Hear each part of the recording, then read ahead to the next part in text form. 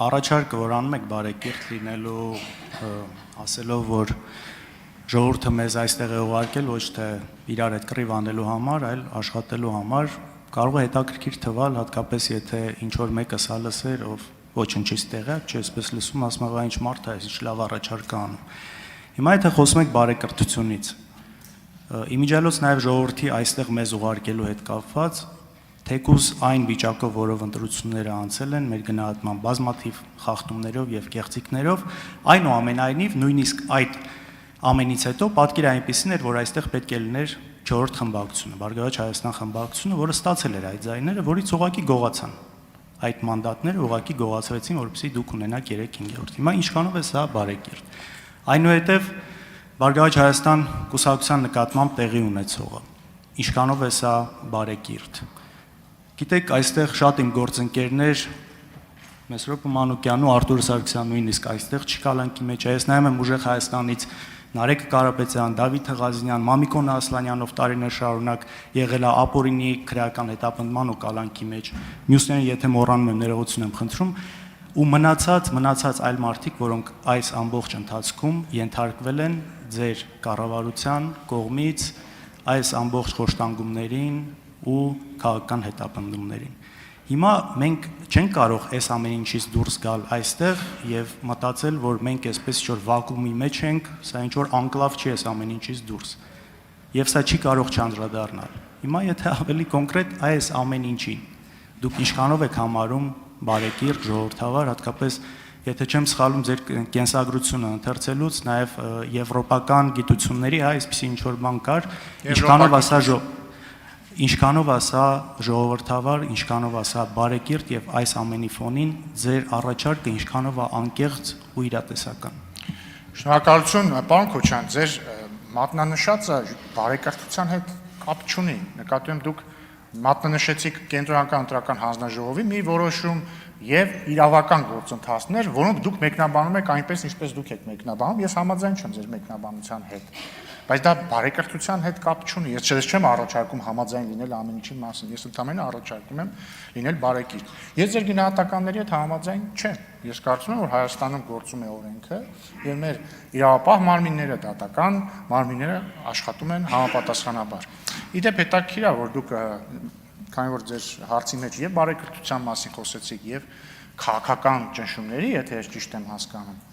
Տեսեք, ըստ իս օրինակ քաղաքական ճնշումներ հիմա չկան, բայց ես գիտեմ ինչ է քաղաքական ճնշումը, որովհետև օրինակ 2008 թվականի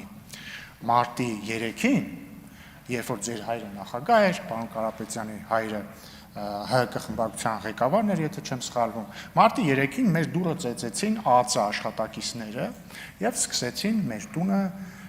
խուզարկել, հետո հորս հրավիրեցին ԱԱԾ, ուղղակի հրավիրեցին, ինքը գնաց եւ այլևս չեկավ 3 ամիս, որովհետեւ իրան ձերբակալեցին եւ կալանավորեցին եւ մեղադրանք առաջադրեցին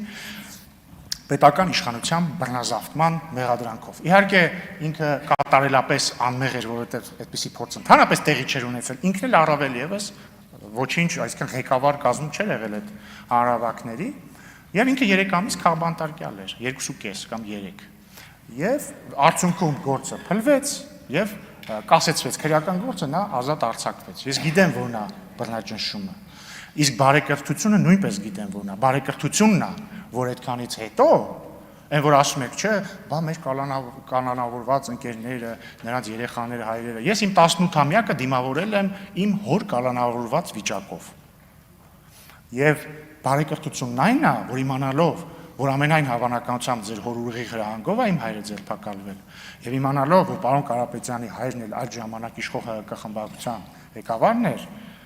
ես միևնույն է կարծում եմ որ ես պարտավոր եմ ձեզ հետ շփվել པարզ մարդկային պարկեշտության եւ բարեկրթության սահմաններում եւ իմ անհամաձայնությունը հայտնել նման ոճով շնորհակալություն արձագանք Տեսեք, եթե խոսում ենք 2008-ից կամ այլ թվականներից, կարող ենք նաև ավելի հետ գնալ 90-ականներից խոսել, երբ որ եթե չեմ սխալվում, ձեր հայրը նաև